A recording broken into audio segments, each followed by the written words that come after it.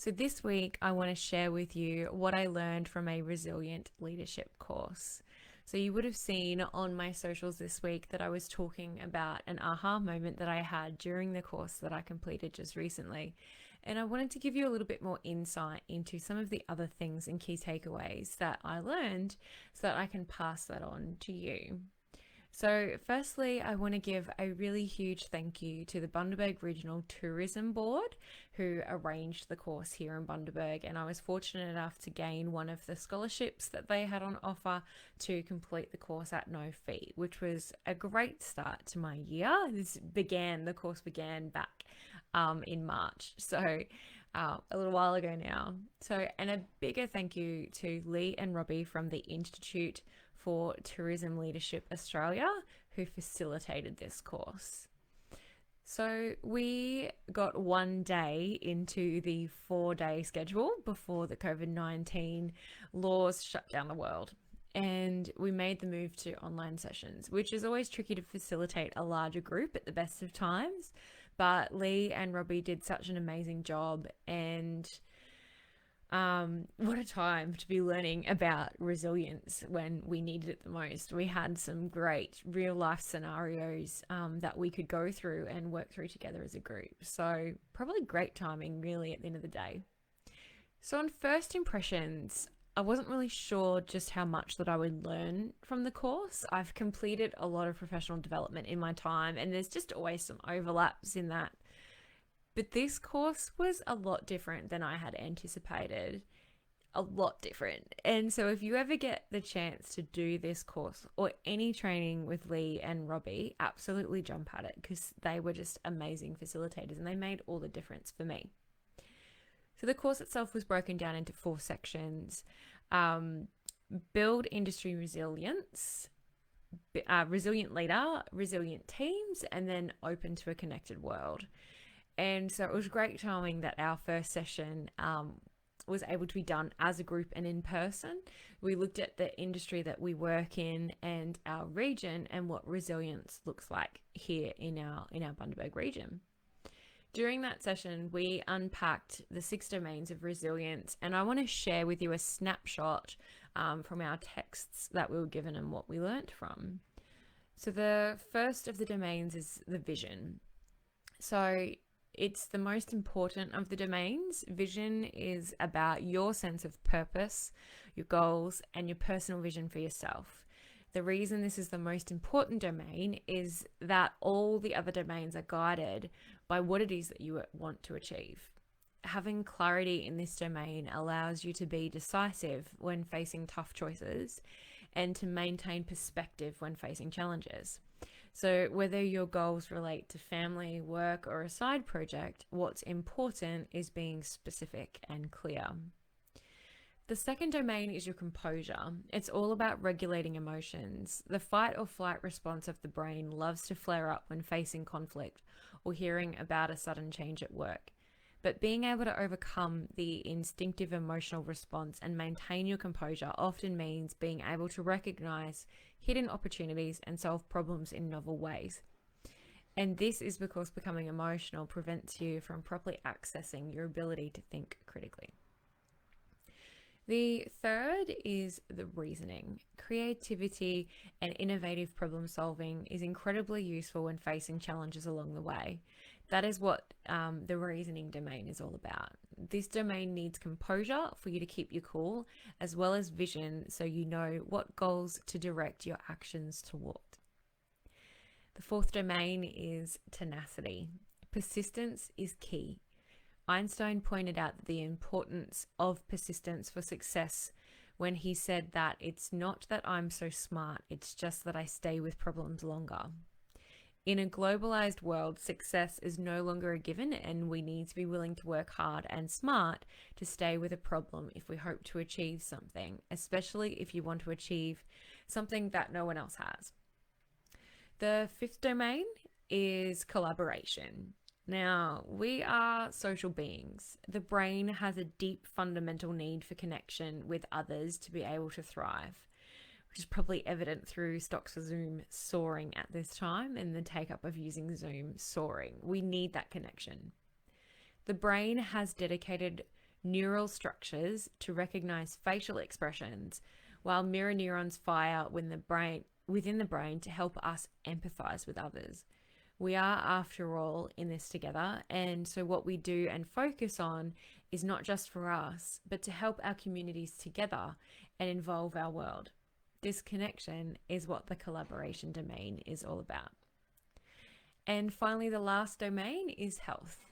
It's the foundational domain. Good health means looking after your body through what you eat, doing exercise, getting quality sleep. A healthy body provides a strong foundation for your own resilience so that you can focus on your sense of purpose and goals. Good health is not the ultimate goal itself, but instead is an enabler to achieve your larger personal vision. Now, the resilient leader and the resilient teams topics during this course is where I gained the most growth personally. So I'm a bit of a psychology nerd, and I was absolutely in my element during these topics in the course. We really deep dived into ourselves and what makes us tick as an individual.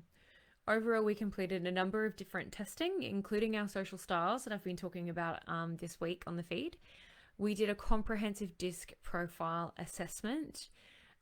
We did an emotional intelligence assessment, and we also did a personal resilience map and a growth plan from that. But here are my key thoughts that I took away from all of the learning that we had.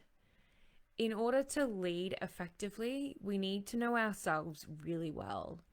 What's our base personality, and how do we react to things under stress, and why? I watched this video once about our brains, and I want you to imagine in our brain like a little toggle or a switch inside of our brain. And when the toggle is down, we react with logic, sound thinking, reasonable thoughts. But when that toggle is flicked up, we are in our emotional and irrational state. It's really hard to cut through the noise once you're triggered and that toggle is facing up. So to be an effective, resilient leader, we need to practice keeping that toggle in check and down, and knowing what things or behaviors trigger us and how to calm ourselves once we're triggered. Grounding ourselves and reacting in a calm and thoughtful manner in front of our team just has a complete flow-on effect.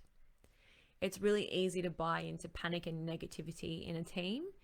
So think about letting loose a mouse in a kindy classroom. Some of those kids will react in fear, and others may never have even seen a real mouse in their lives. If the teacher screams and jumps on a table, the children will follow. But if the teacher remains calm and deals with the situation, the students will remain calm also. Learning about ourselves and keeping ourselves in check is super important. But equally as important is empowering our team members with the same knowledge about themselves. It's something that I do with my clients that have team members a lot when we're looking at their strategic planning, and that's profiling your team members and then learning how you all relate to each other in your different styles and personalities. So if you have two team members with conflicting personalities or styles, you may find that you have issues in your team's cohesiveness. The exercise in learning how you all react and respond to each other is not one to change people in the way that they behave, but it's an exercise to make them aware and have more compassion for each other rather than reacting with emotions. And you want different personalities and styles within a team. If you had all of one personality and style in a team, you wouldn't get anywhere, and you'd probably have more infighting than when you have conflicting styles. So I want to give you a story. I used to work in hospitality, and it's a pretty fast-paced environment. And for those 2.5 hours that you are in service, you are absolutely run off your feet. And I was given shift manager roles a lot when I was still quite young. And I noticed that I seemed to have a problem with the new juniors, thinking that I was just a little bit of a bitch. And I didn't have the same problem with those who were older than me or that had been in the industry for a while. And I realized that it had become normal during service to give orders rather than asking politely when something was needed. there really wasn't time for pleasantries. And after service, the team would always have a drink during a break together before cleaning up.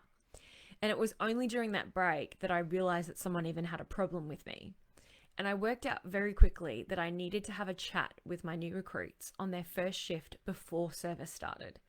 I explained to them that they may feel like myself and the other staff are barking orders at them without a please or a thank you, but that there's no malice behind it. It wasn't personal, and it wasn't because they were the new person. I also made extra effort to personally thank them during our break immediately after the service and compliment them on something that they did really well. And this kept everyone happy. It's the same with your team. When you're aware of each other's styles and how it comes across to you or how you come across to them, it's much easier to acknowledge that logically and prevent that toggle from being triggered and reacting emotionally. As a leader, our role isn't to lead from the front, pulling everyone along and delegating tasks.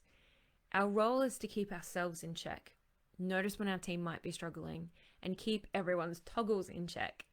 We lead by example, like the teacher with the mouse in the classroom who remains calm and deals with the situation. It's okay to be freaking out on the inside, especially during times of great upset with what we've seen recently. And it's okay to convey those emotions and sadness to your team. And in fact, that shows empathy and creates a connection. But putting that leader hat back on and encouraging the team and setting a good example, that is where the magic is.